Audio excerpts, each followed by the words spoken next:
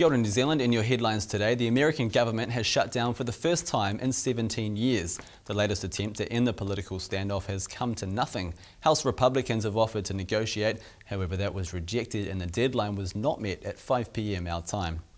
Back here in New Zealand, and police are still looking for a Caucasian man in his 50s who robbed a teller at a BNZ bank in Auckland's Queen Street just after 10 a.m. this morning. The man pulled out a small pistol and demanded money.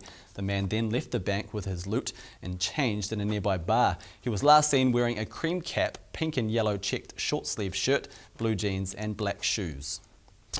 And sexual assault and domestic violence offences are on the up, but crime is down around most of the country. Crime statistics out today show a drop in crime in 10 out of the 12 police districts, with it up in Canterbury and Northland. Police Minister Anne Tolley is pleased with the overall result. Over 162,000 people received tertiary qualifications last year, more than ever before. Numbers are up across the board, and Tertiary Education Minister Stephen Joyce is trumpeting the figures, saying people with a high-level tertiary qualification earn more and have a lower risk of unemployment. Disgraced lawyer Davina Murray has been sentenced to 50 hours community service. She was earlier convicted of smuggling contraband to convicted murderer and rapist Liam Reid. And up to 400 state houses from Aotearoa to Invercargill are to be sold off to first home buyers with a helping hand from the government. Buyers who meet the right criteria will be given up to $20,000.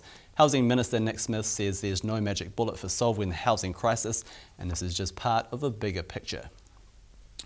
In sports, Australia is set to partake in the next America's Cup. The Hamilton Island Yacht Club, headed by the wealthy Oatley family, has become the challenger of record for the next Cup.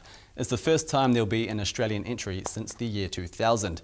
However, the prospect of another New Zealand challenge remains in limbo, with many decisions to be made before even talking to the challenger of record.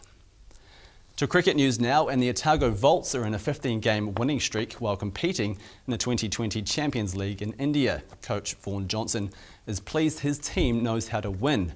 The Volts take on the Rajasthan Royals in Jaipur overnight, needing a win to guarantee a place in the last four. And finally tonight, some sad news from Wellington. 8 rare kiwi chicks have died after suffering from respiratory infections caught from the fungus on the tree bark the birds were housed on. The chicks had been transferred to the zoo from a predator-free island in the Marlborough Sounds last month to be treated for worms. And that was your news for the 1st of October. From all of us here at Shine TV, have a great night. Ka kite anō.